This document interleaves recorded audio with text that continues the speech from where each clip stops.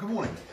A few days off this week, which is handy, and I can come up to the cabin for a few hours every morning now and trying to catch up on all things hobby. It's been fairly hit and miss recently. Real life has taken over once again, and the time I spend up here is just like little snatches, so I can't really concentrate. So at least I've got a few hours a day now that I can hopefully progress with the Vietnam project. The Americans are coming on quite nicely. I've painted up another 8.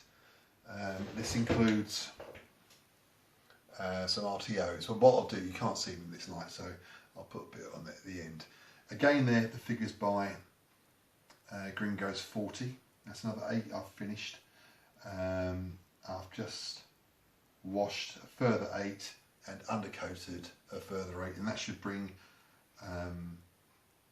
the Americans almost to a close for now. Obviously with when you have enthusiasm for a project and just realise I forgot to do their boots. Dry brush their boots, sorry. I've got a few things in the pipeline which I'd like to help expand, but it's painting figures, it's getting mortaring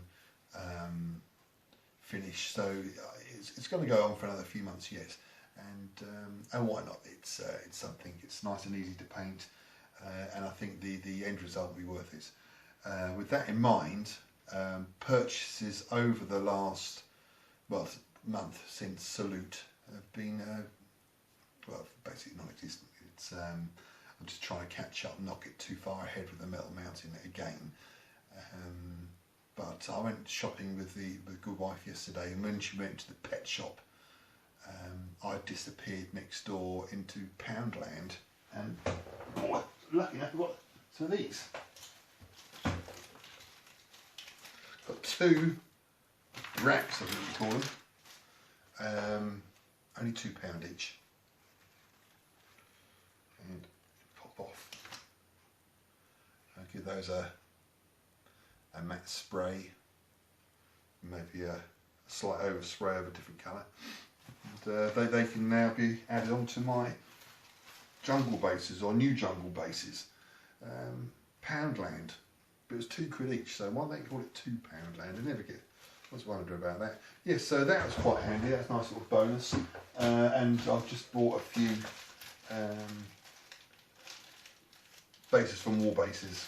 Great customer service they have, and they came in a couple of days. So that's more palm trees once I get these guys finished off and painted. Yes, it's all happening, and I haven't been able to concentrate on pushing through. I also picked up 4 of these, 2 for my mate Tony and 2 for myself. These are the 1/48 Hueys by Hobby Boss, which look quite interesting. I picked them up quite cheaply as well. I think they were, including postage, £13 each from eBay. I just happened to look.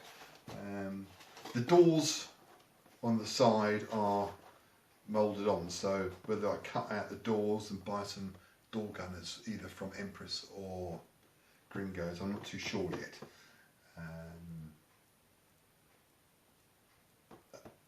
I intend to expand the helicopter force from 2 up to about 6. I don't know if anybody does these at the OH6 Loach. I'll look around for one of those. But it's to test my model making ability, that will, even though it says easy assembly. We'll see, we'll have to see about that. So that's that really. I did ask in my last, or I suggested if you didn't have many subscribers in my last video, let me know and I'll give you a shout. And a couple, one guy, Stephen Ritchie. Now Stephen's been, I'll leave a link below. He's been collecting Vietnam in 15mm, which is quite interesting. It's something I haven't thought about. And he also has various other videos out, so go and have a look, give him a bit of support, and hopefully we'll help him get on his way. So, and I'll also leave a link to a range of miniatures and gaming. He's overseas in the, I think he's in America somewhere, I'm not too sure where.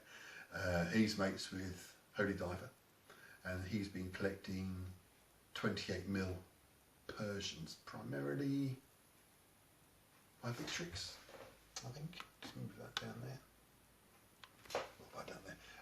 And he's been collecting quite a sizable force of Persians. So go and have a look at him. And he's the one who started off the, or the first guy who spoke about the historical rubbish that we from a few weeks ago. So he always seems a nice guy. He's very knowledgeable about the period. I've got quite a few Macedonians and ancient Indians, but apart from painting, I have a lot of an idea about the history. I've got a basic idea about the history, but this guy knows everything. So go and have a look. And moving on from the guy's video about us historical gamers, I was thinking about the community. Our little community is a small community. It's changing. Or has it changed? Or things always move on. Things never stay still. But I watched, the last few videos I've watched from certain people who will remain nameless. I think it all started, I think to me the little community started changing when adverts started coming along. Drive you mad. I can understand why people do it, because it is a bit of extra money, but it's just the way I think about it. I'd never intentionally monetize my videos. It's a hobby for us, and if we can learn from each other, even the smallest detail that helps our approach to the hobby, I think we should all be mates together. And this idea of monetizing, it's not for me. And it got to a point, I was watching videos and people were even asking for money.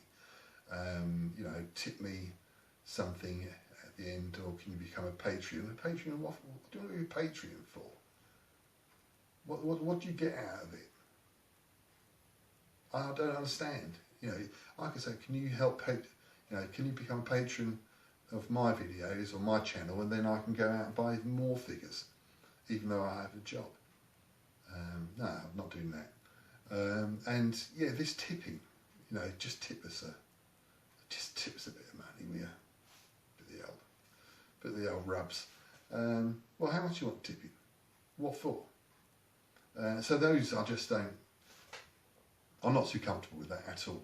And there was one the other day, yesterday, or was it yesterday or the day before? Bloke asking him to help pay his bills off.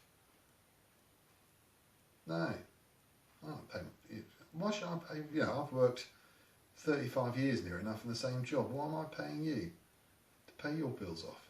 Thank you very much. No, instant click off. No, thank you very much.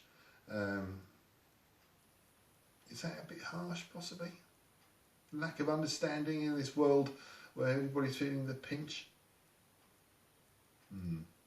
Be interesting to see what people's reaction is, because I just thought to myself, that is absolute rubbish. You know, I couldn't even, you know, it's the community, our hobby community. Now I'm trying to ponce money off you. No, not for me, thank you. Minor rant over. I think it just got under my skin the other day, because we were all pretty feeling it, and maybe I am being a bit harsh. Don't know really. Anyway, so I'll show you the close-ups of these, and let me know what you think about all that tosh / tripe. Right, so this is the third batch I've painted off from Gringo's 40. Let's have a look. Once again, very nice, characterful figures. I'm not too sure how long those aerials will last.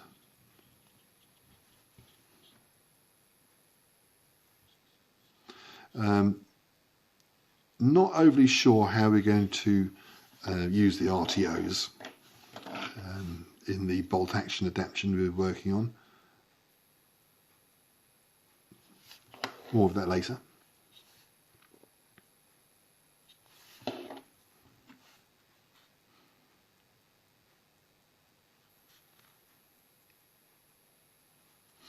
Yes.